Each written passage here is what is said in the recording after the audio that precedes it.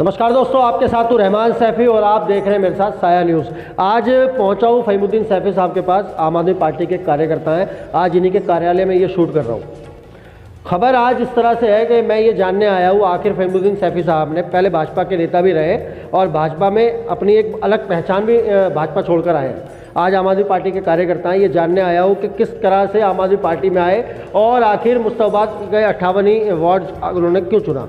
फहीम भाई, भाजपा का एक बहुत लंबा सफ़र आपने तय किया है और आज आम आदमी पार्टी में आखिर ऐसा इतना बदलाव क्यों?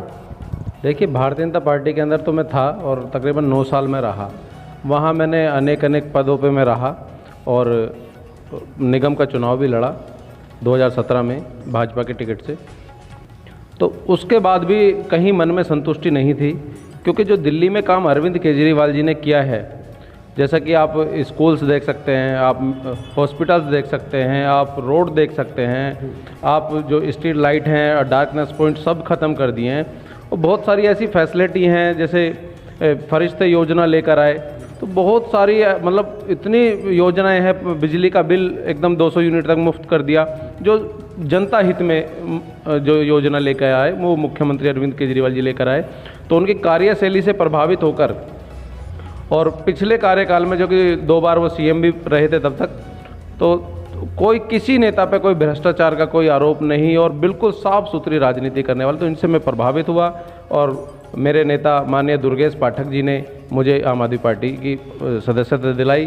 साथ में संजय भैया भी रहे और मनोज त्यागी जी, जो कि हमारे अभी फ़िलहाल ईडीएमसी के नेता विपक्ष हैं, उन्होंने मुझे पार्टी ज्वाइन कराई, आम आदमी पार्टी में शामिल हो। मेरा एक सवाल फहीम भाई, आपके पास ऑप्शन था, आप पूरी दिल्ली में से कहीं पर भी जा सकते थे, आखिर ये 58 मुस्तफाबाद का वार्ड ही क्यों? देखिए, 58 मुस्तफाबाद का वार्ड इसलिए क्योंकि मैं कभी भी मुस्तफाबाद आता था तो मैं देखता था यहाँ हालत इस कदर गंदगी, इस बेशुमार गंदगी और गलियाँ टूटी हुई, सड़कें टूटी हुई, कोई एजुकेशन लेवल स्तर नहीं। तो मैंने बहुत सोचा और मेरे नेताजी ने मुझे ये कहा कि आप एक वार्ड देखिए और अगर आपने राजनीति करनी है आप जनता की सेवा कीजिए वहाँ जाकर। तो मैं तकरीबन 2 साल पहले आम आदमी पार्टी ज्वाइन करने के बाद, विधानसभा चुनाव के बाद ही मैं यहाँ आया। तो उस टाइम यहाँ दंगे हुए नॉर्थ ईस्ट में, तो फिर उसके बाद कोरोना काल आ गया।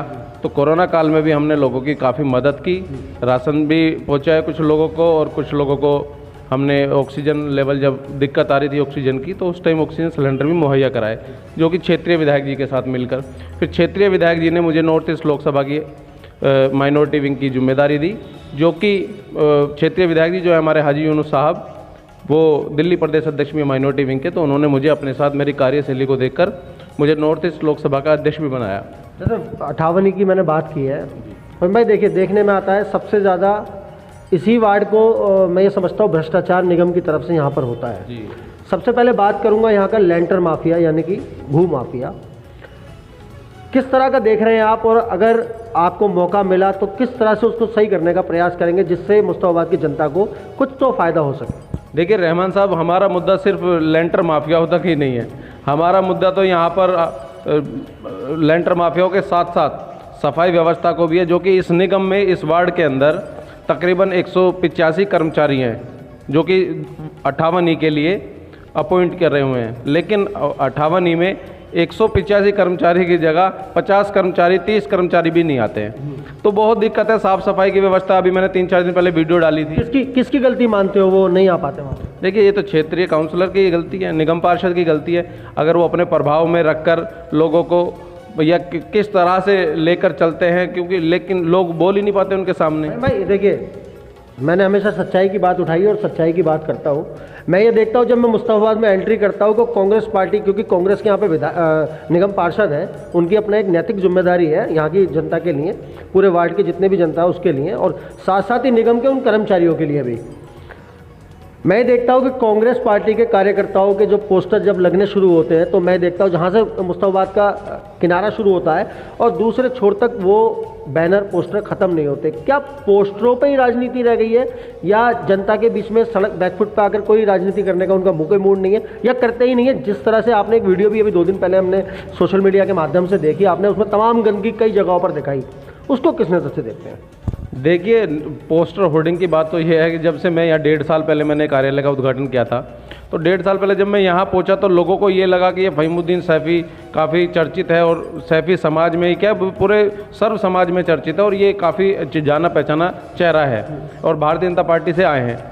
तो लोगों में एक हलचल हो गई, तो लोगों ने बहुत सक्रियता के साथ होर्डिंग प्रचार, पोस्टर प्रचार शुरू कर दिया, लेकिन ज़मीनी लेवल पर कांग्रेस पार्टी के निगम पार्षद की तरफ से कोई काम नहीं किया गया। मैंने वीडियो जो डाली जिसका आपने अभी जिक्र किया, उसमें दिखाया गया है कि नाली के अंदर डेंगू मच्छर का लार्वा किस तरह से पनप रहा है और बेशुमार, कोई उनको अगर काउंटेबिलिटी नहीं कर सकता, जिस तरह से हम आसमान के तारे नहीं गिन सकते, अपने सर के बाल नहीं गिन सकते, उसी तरह से इस क्षेत्र में गंदगी इस कदर फैली हुई है कि गंदगियों का हम हिसाब नहीं लगा सकते कि कहीं कूड़े के ढेर हैं, कहीं सिल्ट नहीं निकली है तो कहीं सिल्ट निकली है तो वो पड़ी है दोबारा नाली में चली गई, ना नालियों के ऊपर जाल हैं। क्षेत्रीय काउंसलर को मैंने ये भी कहते सुना है, वो ये कहते हैं कि यहाँ पर ये तो अनऑथराइज कॉलोनी है, यहाँ पर तो मेरा फंड लग ही नहीं सकता।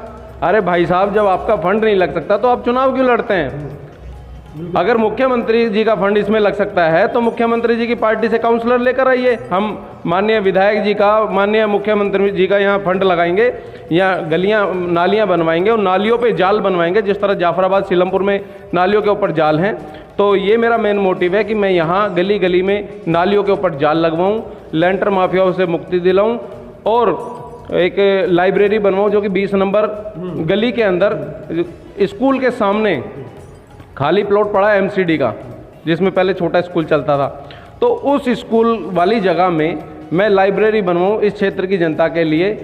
और बहुत सारी ऐसी चीज़ें हैं जिसे हमारे यहाँ पर्यावरण की बहुत दिक्कत है, पेड़ नहीं है क्षेत्र में, ट्री गार्ड नहीं मिलते, निगम इतनी कंगली हो चुकी है क्योंकि ये भ्रष्टाचार करने में मस्त रहे हैं, शुरू से मलाई खाने में मस्त रहे हैं, चाहे वो क्षेत्रीय निगम पार्षद हो, चाहे पूर्वी दिल्ली या दिल्ली में बैठी नगर निगम में सत्ताधारी पार्टी भाजपा हो, ये सब भ्रष्टाचार में लिप्त हैं। लेकिन हमारी आम आदमी पार्टी, जो काम हमारे मुख्यमंत्री जी 350 करोड़ में फ्लाईओवर जिसका बजट इंजीनियर बनाते हैं उसको 250 करोड़ में फाइनल करा देते हैं, जिसको 350 करोड़ बजट बनता है, एस्टीमेट बजट किसी प्रोजेक्ट का, तो उसको 250 करोड़ में कराते हैं, 200 करोड़ में करा देते हैं, क्योंकि भ्रष्टाचार नहीं है, यहाँ ईमानदारी से सच्ची सेवा समझकर राजनीति कर रहे हैं। एक बड़ा मुद्दा जो है जनता का और है, मुझे जनता ने यहाँ का सवाल पूछने के लिए बोला है आपसे, ये जो मेन रोड है मुस्तफाबाद का, जो काफ़ी सारी गलियों को एक साथ कनेक्ट करता है, इसकी हालत हमेशा से खस्ता रहती है, ये सुधर ही नहीं पाती, किस वजह से देखते हैं आप?